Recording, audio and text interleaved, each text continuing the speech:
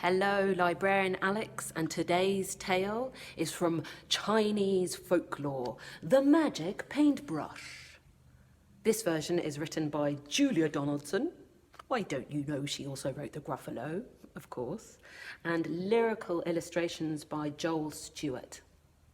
So we're going to travel back in time to Imperial China and meet this girl, Shen. And there, she's got the paintbrush in her hand, and this pink flourish curl is swirling out of her paintbrush. I wonder what magic that's doing. I actually have a paintbrush here, and I might try doing some of my own magic once I finish this story. We'll see. But let's find out what's going to happen. You ready to travel back in time? Oh, through this burgundy red, back in time to the magic paintbrush. Seashore. There she is. There's Shen. She's sat on a rock by the sand and by the sea. And oh yes, I can see an old Chinese sailboat there in the distance. And there's a tree with a beautiful green exotic bird. And oh, just ignored there in the corner is this bowl, an empty bowl. It seems not important, but it is. Let's read. Go and catch some shrimps, Shen. Go and catch some fish. Go and gather oysters to fill the empty dish. Shen sits on the seashore. A stick is in her hand. She sits there drawing pictures, pictures in the sand. She draws a flower, a flying fish. She draws a boat at sea, a hen, a hare, a dancing dog, a weeping willow tree.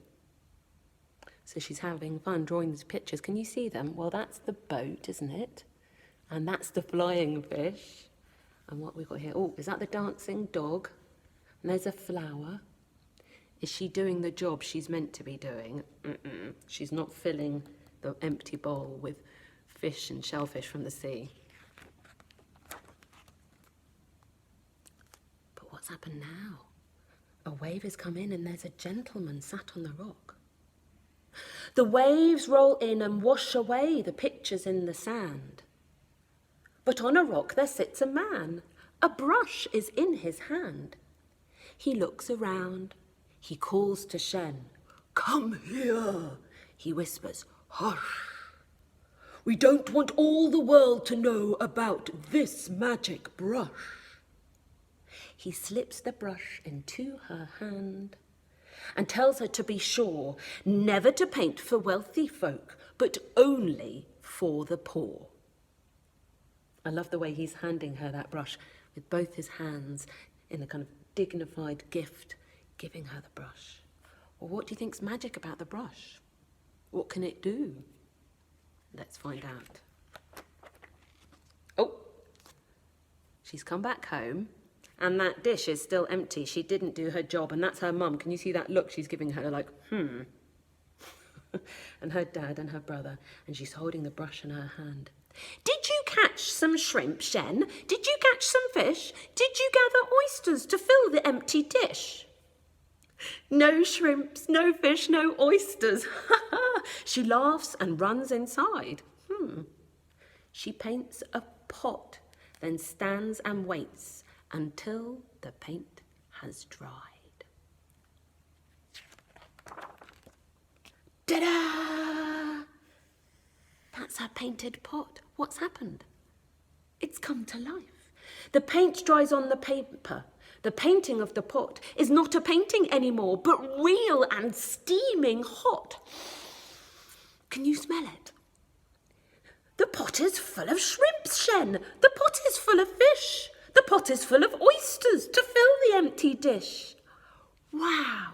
The village people hear the news. Into the house they crush. The young and old all want to see Shen and her magic brush. And look, her mum's giving her a big embrace. Well, that would be, I would hug my daughter if she could do something like that. Wow! And there's the villagers coming to look through the window. Delicious. Well, now this is the village and all the people waiting. She paints a melon for a boy. a ladder for a man. She paints a basket for a woman, and for a girl, a fan to keep her cool. And soon the news spreads far and wide, and people stand in queues for blankets, pots and buffaloes, for hats and coats and shoes. So they're asking her for all the things they need in their life, and she can just paint it and it becomes real. Wow, she can solve so many problems.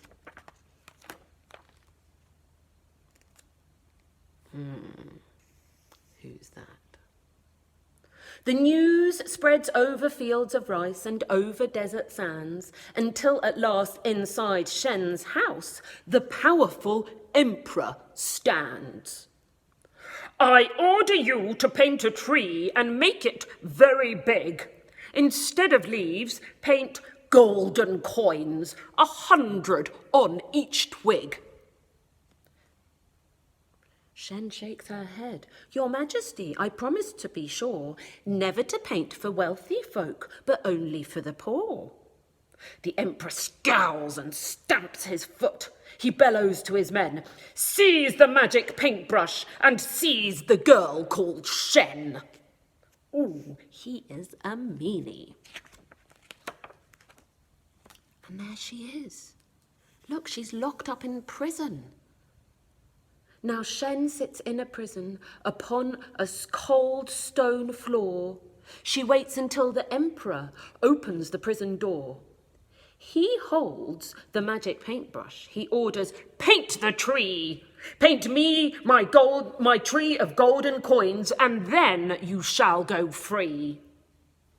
Shen takes the brush and bowing low, says, Gracious Majesty, come back here in the morning, and you shall have your tree.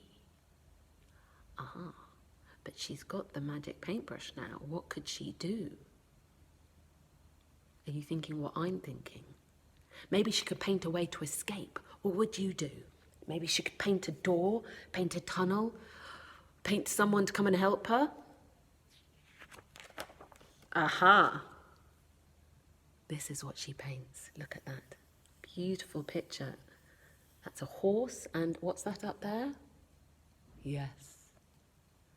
That night, the emperor lies in bed and dreams about his tree, while Shen is busy painting a horse and then a key, of course.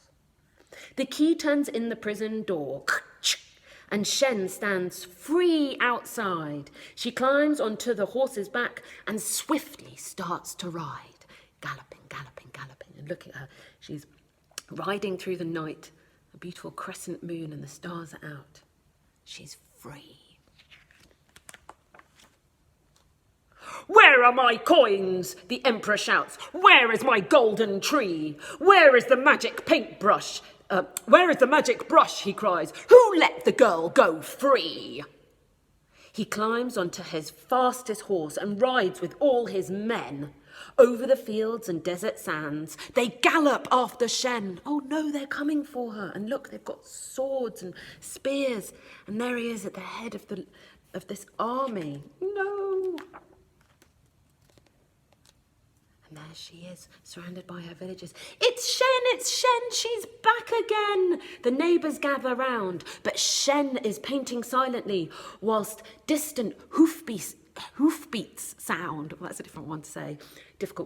While distant hoofbeats sound. Budadadum, budadadum. She can hear the army coming on the horses. She paints a mighty river, a river deep and wide. The emperor and all his men stop on the other side. The emperor scowls and stamps his foot. He shakes his fist at Shen. I'll swim across your river, and so will all my men. He's still coming. But what is she painting now? But Shen is busy painting a beast with scales and claws. Its scarlet wings are open and flames curl from its jaws. My dragon needs a tail, says Shen, and then it will be real. Yes, then it will be roaring and ready for a meal. Now, shall I paint that tail, she asks, or would you rather go? She dips her brush into the pot. The emperor cries out, no! He realises he can't get the better of her because he can't do battle with a dragon. He turns his horse and rides away. Away ride all his men. Shen takes the magic paintbrush and starts to paint again. She's done it. What's she going to paint now? Oh, look at this picture. Can you see the moon is out? There's people playing instruments, there's lanterns and dancing, and that's her mum and dad having a beautiful dance.